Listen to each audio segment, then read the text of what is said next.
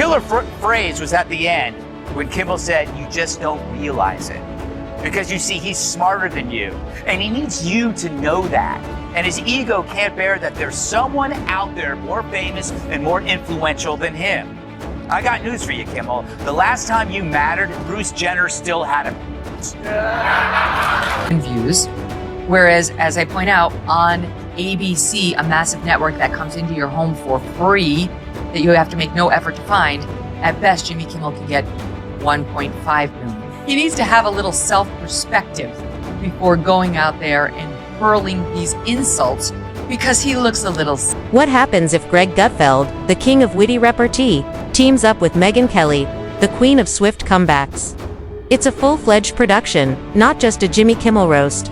Kimmel tried to clap back, but it landed as gracefully as a paper airplane in a gale. Instead, they unleashed a comedy blitz that impacted harder than Kimmel's lighthearted insults. This was primetime gold, not simply a TV feud. This is about to get hot, so buckle up. Case in point, last night, all the other late-night hosts threw a hissy fit. It's too bad Tim Walz is still grieving, or he could send them all a sack of industrial-strength tampons. All know what they saw. They saw what we saw. They saw the frail elderly man who needed help getting off the stage. They're just too chicken shit to tell us about it, because they accurately deduce that he could still be the Democratic nominee, and they don't want to ding him up. Maybe you give Barbara a pass. Who gives a damn what this singer saw or says? But you know what? Jimmy Kimmel happens to be employed by ABC, which happens to have a rather large news organization.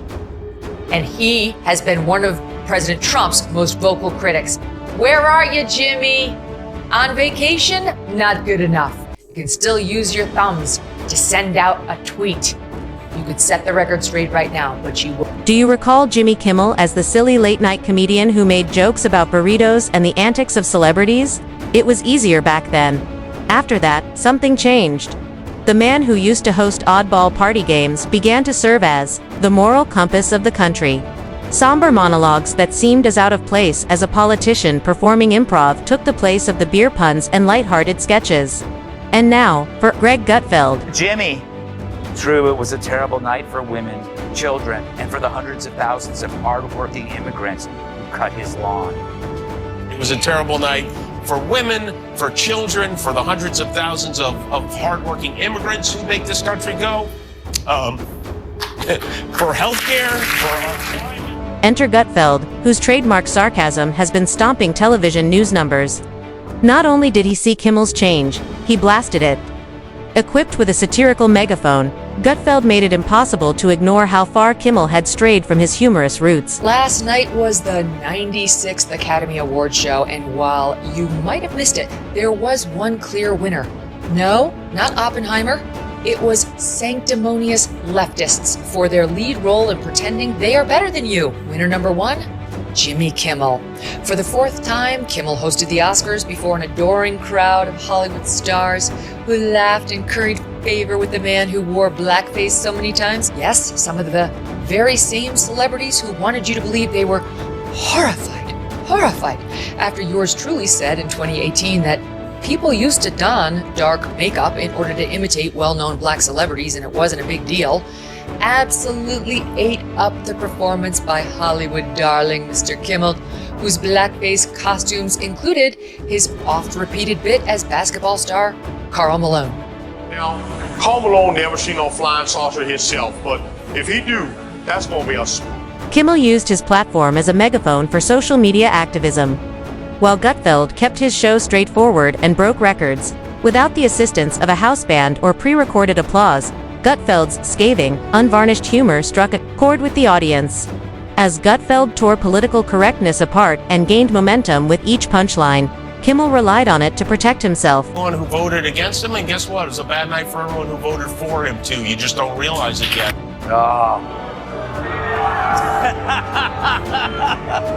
You know what? If I ever cry on TV, it'll be because Maroon 5 put out a new song. But that's it! You big...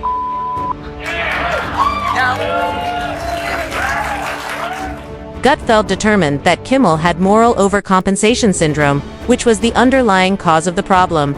Former shock comedians who become serious about it usually after receiving a few Emmy nominations are prone to this disease. The signs: self-important monologues, weak jokes, and tearful attempts at satire. The remedy: constant taunting. Gutfeld destroyed Kimmel's rebranding with all the nuance of a wrecking ball. Kimmel was once the architect behind viral pranks, but now he came across as a wannabe philosopher who enthusiastically delivered political sermons. Gutfeld brought more than just laughs. He also provided receipts, including old footage, ratings, information, and awkward situations from the Man Show that hadn't held up over time. Gutfeld transformed the once-adored comedy king into a policy intern who finds it difficult to smile by analyzing Kimmel's comedic slide rather than just making fun of him. Just this past 2 weeks, they had the Kennedy Center honors the other night where Joe Biden couldn't say Dionne Warwick. He kept calling her Diane, and he didn't know who Barry Gibb was. He kept calling him Billy. You know who else was honored? At the Kennedy Center. You know who else? Billy Crystal. Just FYI, do you know who once opened up the Academy Awards in full blackface? Oh, Billy Crystal. Billy Crystal. And do you know who's going to be hosting the Academy Awards this year? Jimmy Kimmel. Do you know who's worn blackface repeatedly and spoken inner city sort of urban accent saying she needs to darn those socks? Jimmy Kimmel as Oprah, as a fat-suited, black-faced darning sock. The last blow was then dealt. For kicks, Gutfeld added his signature sardonic punches, and Megyn Kelly delivered it with precision. Imagine Kelly sipping coffee casually and ruining reputations with the dexterity of someone who masterfully pieces a puzzle without instructions. Kelly didn't need to put on a show. Her facts were presented clearly, and the takedown was punctuated by Gutfeld's comedy. Kelly meticulously arranged her evidence, just like a prosecutor would in court. She reviewed Kimmel's past, from his days on The Man Show, a frat boy comedy that featured booze and bikinis, to his current role as America's self-described moral leader. It wasn't just ironic, it was absurd. Kelly provided a critical yet correct assessment, pointing out the disparity with razor-sharp accuracy. Late night host Jimmy Kimmel is back on the air after taking the summer off. He's missed a lot. Kimmel says if you're not vaccinated, you shouldn't get a hospital ICU bed. But I'm not sure if Jimmy was being sincere because he wasn't crying. Anyway, it's just funny hearing someone say, "I see you," who nobody actually sees. Look, I don't want to suggest that Kimmel's show has become boring and predictable, but last night during the taping, people in the studio audience were changing the channel. Rather of just discussing Kimmel's transformation, Kelly looked at it. Previously profiting from women who jumped trampolines, this person was now attempting to cancel others for tweets that were 10 years old.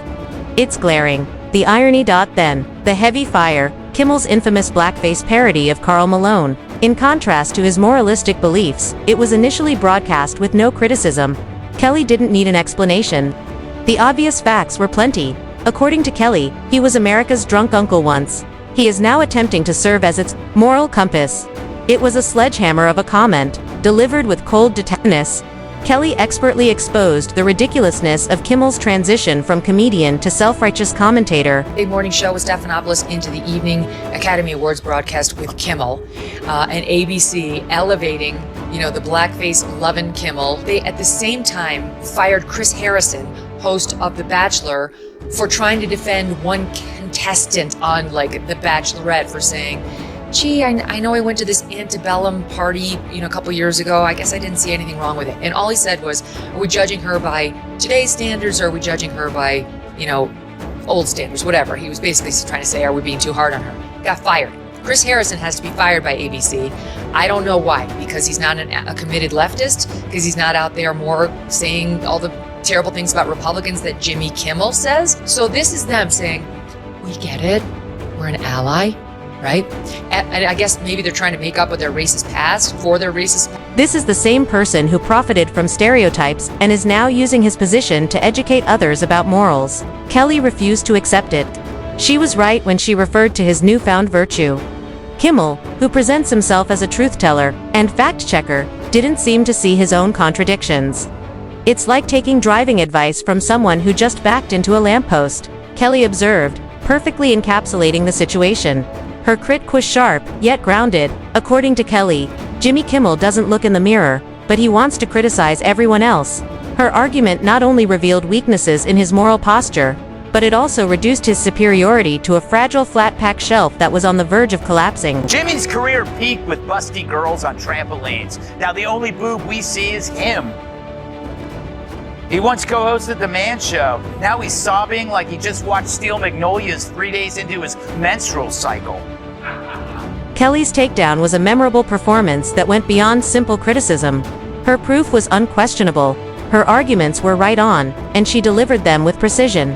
Remember, the brash, witty, and unapologetically provocative Megyn Kelly. She showed off her skills here. One more. Kelly approached the issue as a lawyer would, building a compelling case. While Gutfeld made fun of Kimmel, she didn't need to shout because the receipts were self-explanatory. Kimmel's jabs, sketches, and now-forgotten antics were a far cry from his current moralizing. Kelly claims that by trading authenticity for performative virtue, Kimmel was able to win over audiences who were expecting humor but were instead listening to talks on climate change. Even though Gutfeld supplied the fireworks, Kelly's methodical approach was a masterclass in undermining Kimmel's self-appointed position as Hollywood's moral compass. Instead of merely criticizing, they jointly rendered a decision. I'll tell you, he's not the worst. The Daily Show has the worst ratings. They only have 366,000 people watching that show. During the Jon Stewart years, it was over 2 million. Now it's down to 300,000. Seth Meyers, absolutely dreadful. He doesn't even have 1 million. 778,000. I mean, for network television. This is, you don't have to pay for it. It's there when you turn on your TV. You plug it in. That's a dreadful number. Greg Gutfeld on cable, which you do have to pay for, it has more than double the numbers of Seth Meyers. Jimmy Kimmel, 1.5 million averaging. Also equally horrible. And do you recall when Jimmy Kimmel made vulgar jokes or referred to his face painting as edgy in an attempt to increase his ratings? Megyn Kelly is the only one who doesn't. Not only did she bring it up, but she also pierced his facade with criticism. That was so harsh it left a mark. Kimmel's moral superiority was revealed by Kelly to be nothing more than a studio ploy, workhorse masquerading as a show pony. The same man who claimed to be an advocate for compassion and decency now made a living by making fun of other people. Don't make us laugh. This was a roast with receipts, not just criticism.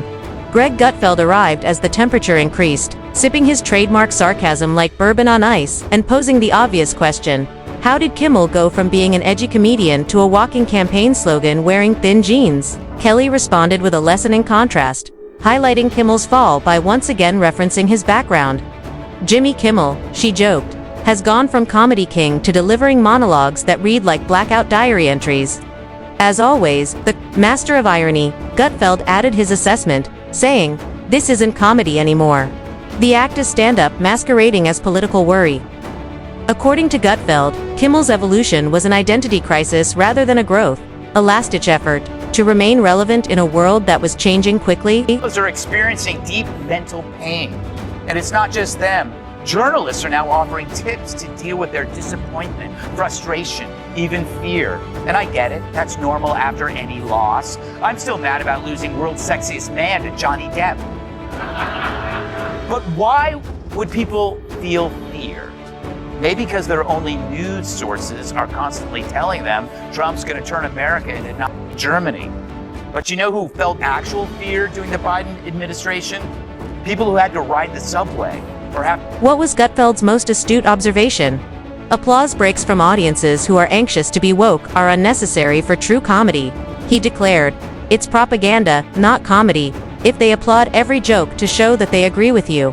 According to Gutfeld, Kimmel's current performance is awkward, preachy, and seldom amusing, like seeing a high school guidance counselor try stand-up.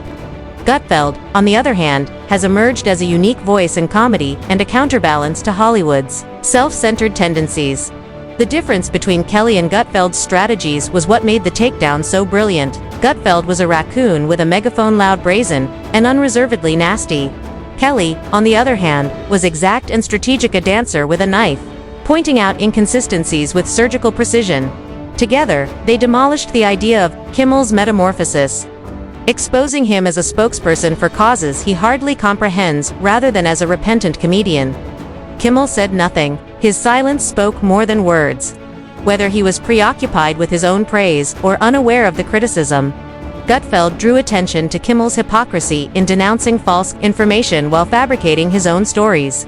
Kelly, meanwhile, didn't mince words as she exposed Kimmel's shrewd use of cancel culture and erased his problematic past. Kimmel's counter-argument was unnecessary for the audience. The reality had already been exposed by Gutfeld and Kelly.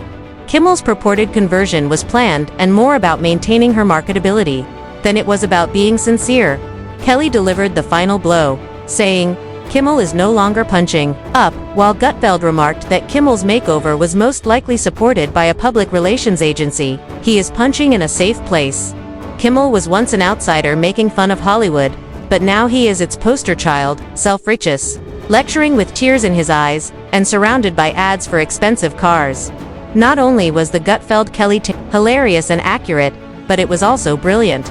It was their capacity to reveal Kimmel's trip as a charade. A story so fabricated that it pleaded to be discredited. During a PTA meeting, Gutfeld's sarcasm was boxed wine. Kelly's arguments were missiles with precise guidance. Kimmel, too.